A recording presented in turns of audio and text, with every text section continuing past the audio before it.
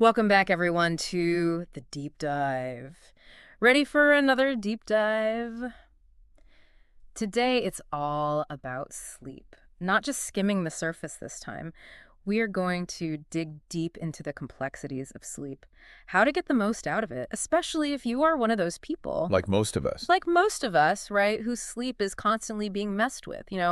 Work deadlines, family stuff, late night Netflix binges, Yeah, absolutely. that kind of thing. Now, I think a lot of us, we subscribe to the idea of catching up on sleep. Like, okay, I had a rough week. I'll just sleep in on the weekend. But what we're really talking about here is this concept of sleep debt, Yeah, right? The cumulative effect of not getting enough sleep over time. And the really interesting thing about sleep debt is that it isn't just something you can just pay back. right, Like, you owe money, you pay it back, you were good. right. This sleep debt really has like a kind of interest rate, right, when it comes to your well-being. It impacts you, your health and well-being in a way that you can't fully recover. Exactly. And it's not just some abstract idea. Yeah. This impacts the things you care about. If you are getting sick more often, that's probably because sleep debt is affecting your immune response. Mm. It's making you more susceptible to getting sick. Makes sense. If you're trying to hit the gym and build muscle, Yeah. sleep debt is going to hinder that. Yeah. Stress management, sleep debt makes that harder too. Even your appetite, believe it or not, gets all out of whack when you have sleep debt. You end up overeating. Yeah. It really is all interconnected, isn't It's it? absolutely. And the way it affects us day to day is significant. I'm sure everyone listening can relate to this. Sure. That feeling of just being groggy all the time, not being able to focus at work, that brain fog. Oh, yeah. A lot of times that's sleep debt. There was even a study I was reading. Right. Just 5 nights of insufficient sleep is enough to make you more emotionally reactive, irritable, even cynical. Wow. Yeah. So Right. not exactly a recipe for a good week, right? No, it's not.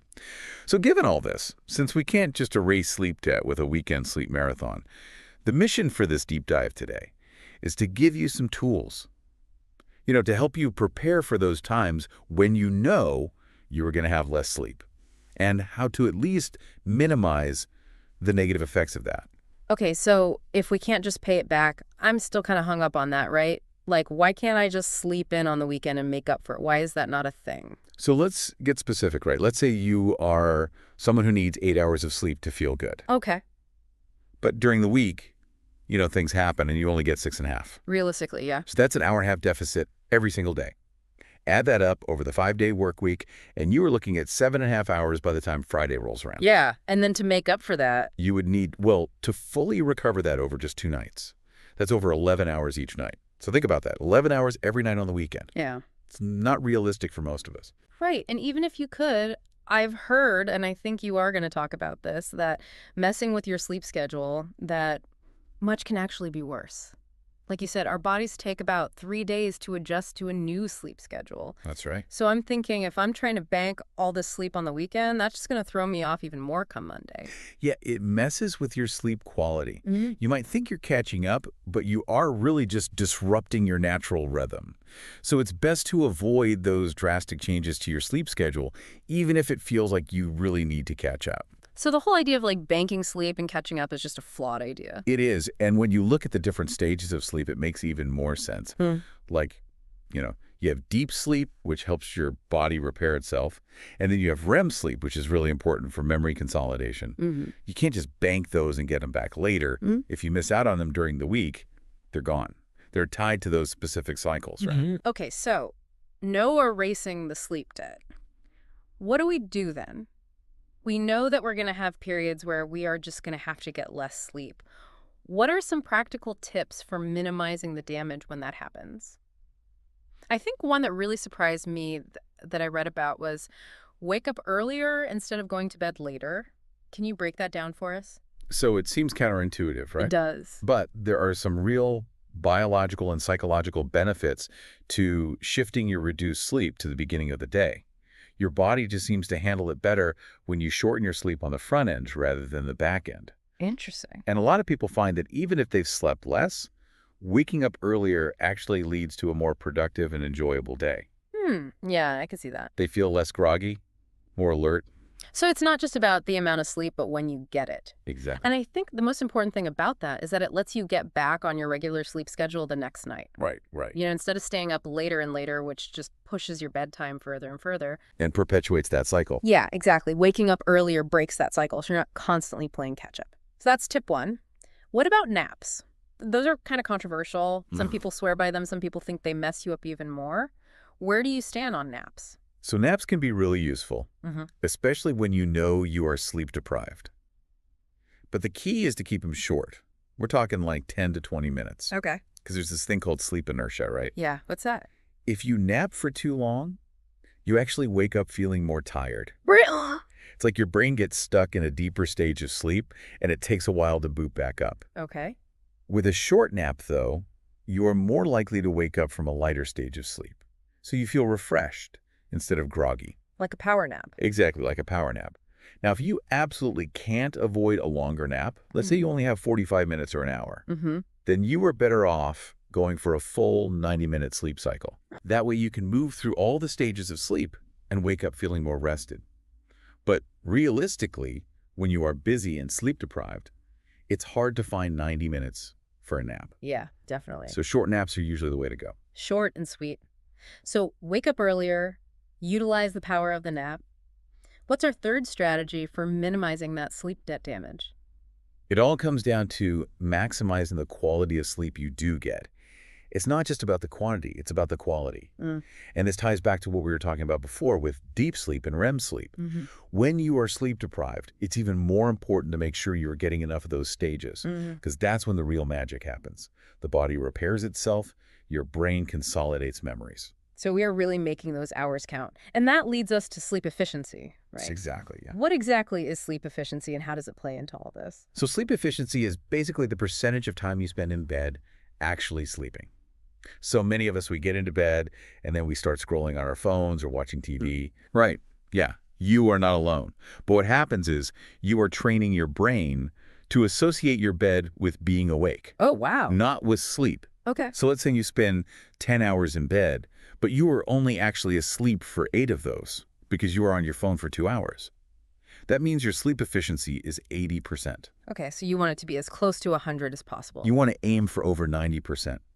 You really want to be spending as much of that time in bed actually asleep. Yeah. Because you might think you are getting a full 8 hours, but if your sleep efficiency is low, you could actually be getting way less sleep than you realize. Yeah, that makes me rethink my evening routine for sure.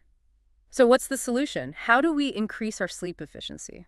The best thing you can do is make your bed a sleep-only zone. Okay. No screens, no work, no reading. Do all of that outside of the bed so your brain knows that when you get into bed, it's time to sleep. Yeah, that makes sense. Okay, so no more late night scrolling or reading in bed. Got it. Now, what about those times when we wake up in the middle of the night? Can you talk a little bit about those different types of wake-ups and how they can mess with our sleep? Sure, so there are basically 3 types of nighttime awakenings. The first type is when you actually get out of bed, Okay. like if you need to go to the bathroom. Right. The second type is when you wake up, but you stay in bed. You might toss and turn or open your eyes, but you don't get up. And then the third type, those are the sneaky ones. Those are the unconscious awakenings that we are not even aware of. They're usually caused by noise or something like our partner moving around. And even though we don't remember those, they still disrupt our sleep. They do, yeah. It's kind of like when you are trying to concentrate on something and you keep getting interrupted. It takes you a while to get back into that flow state. Same thing with sleep. Every time you wake up, even if you don't realize it, your body has to start the process of falling back asleep all over again. And if you are already sleep deprived, those little interruptions probably add up. They do. It's like a compounding effect. So what can we do about those nighttime awakenings? Well, one thing that can help is mindfulness and meditation. Okay. Practices like that, they increase your parasympathetic activity. That's your rest and digest mode, which helps you sleep more soundly and makes you less likely to wake up from those little disturbances. So it's kind of like making your sleep stickier. Exactly. Interesting. And what about exercise? Does that affect our sleep at night? It does. It's really interesting, actually. Higher intensity exercise seems to have the biggest impact on sleep efficiency. Mm. You know those nights after a really tough workout where you just crash and sleep like a baby? Yeah, for sure. And the old advice about avoiding exercise late at night, that might not be as true as we used to think. Oh, really? Yeah, it seems like exercising later in the day doesn't disrupt sleep as much as we thought, Good to know. as long as you're getting enough sleep overall. Okay, so the bottom line is anything that helps us relax and get into that rest and digest mode is going to be good for our sleep. Yeah, that's right. And sticking to a consistent sleep schedule is huge. Yeah. And to tie it back to sleep efficiency that we talked about earlier, there was a study that found that kids who had better sleep efficiency actually did better in school, especially in language and math. That's fascinating. Yeah, so this really emphasizes that it's not just about the quantity of sleep, but the quality. And making sure you have a consistent bedtime routine, avoiding those pre-sleep activities in bed, like reading, even though it's relaxing, and trying to go to bed and wake up around the same time each day. That's right. Consistency is key. Even on weekends when you don't have to. Like you said, maybe make a Tinder date That's breakfast. exactly right. That'll get you up on time. Okay, so we've talked about sleep debt, sleep efficiency, and those nighttime awakenings. Let's talk a little bit more about the physical side of sleep. You mentioned movement and posture, right? You said that the quality of your sleep can actually be affected by how much you move around at night. Yeah, the less you move, the more restful your sleep tends to be. Interesting. Okay. So, what are some things that can cause us to move more when we are sleeping? Well, it can be anything from environmental factors like noise to things like stress or even having a pet in bed with you. Okay. And if you are someone who moves a lot in your sleep, you might notice that you feel less rested during the day. Your mood might be affected, your productivity might go down, and you might feel less mentally sharp. Wow, it's amazing how much of an impact it has. So, how do we reduce that movement? You mentioned posture and temperature. Yeah, so having good posture while you're sleeping can really help reduce the amount of discomfort that makes you toss and turn. Yeah. And sleeping in a cooler room can also promote more restful sleep. As far as posture goes, most experts recommend sleeping on your left side with a pillow that supports your neck. I've heard of that. That helps keep your head aligned with your spine. So, left side is best. Generally, yeah. Mm-hmm. Although some people with really well-defined jawlines and airways find sleeping on their back without a pillow to be comfortable. But that can actually be a problem for a lot of people, especially if you have any breathing issues. Okay. What about side sleeping with a pillow between the knees? I've heard that's good for your back. Yeah, that can help relieve pressure on your spine and hips. Okay. But again, it might not be the best for everyone. It depends on your individual circumstances. Yeah. Like we talked about with COVID, a lot of people actually found that sleeping on their stomachs helped them breathe better. Right. So it Yeah. really Wow. depends on the person. So, there's no one perfect posture for everyone. Exactly. It's about finding what works best for you. But I will say this, for a lot of people, sleeping on your back can actually cause problems, especially if you tend to breathe through your mouth. Because when you are lying flat, your airways can become more restricted. And this is even worse if you are carrying extra weight. That makes sense. So, breathing is obviously important, right? I mean, we need to breathe to live. Right. But how does our breathing affect the quality of our sleep? So if you are a mouth breather, the first thing you should try to do is train yourself to breathe through your nose while you sleep.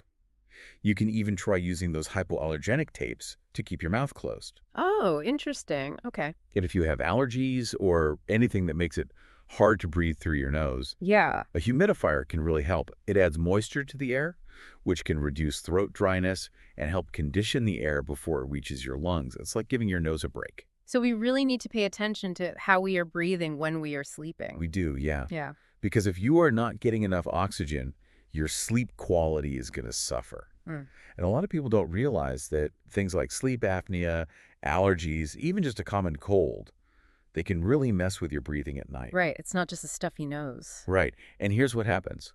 When you sleep, especially during REM sleep, the muscles that help keep your airways open, they relax. So even if you normally breathe through your nose during the day, you might start breathing through your mouth at night without even realizing it. And this, combined with less activity in your other breathing muscles, can cause your blood oxygen levels to drop. And that's not good. No, Yeah. not good at all, especially if you have something like sleep apnea. Because when your oxygen levels drop, your body basically freaks out. Okay. It's like an alarm goes off and it jolts you out of deep sleep.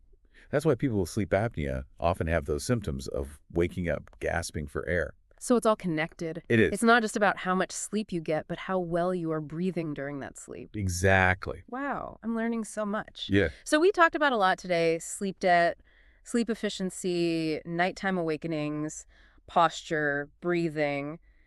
It's really incredible how much goes on when we are sleeping. It is, yeah. And I think the biggest takeaway for me is that it's so much more than just the number of hours.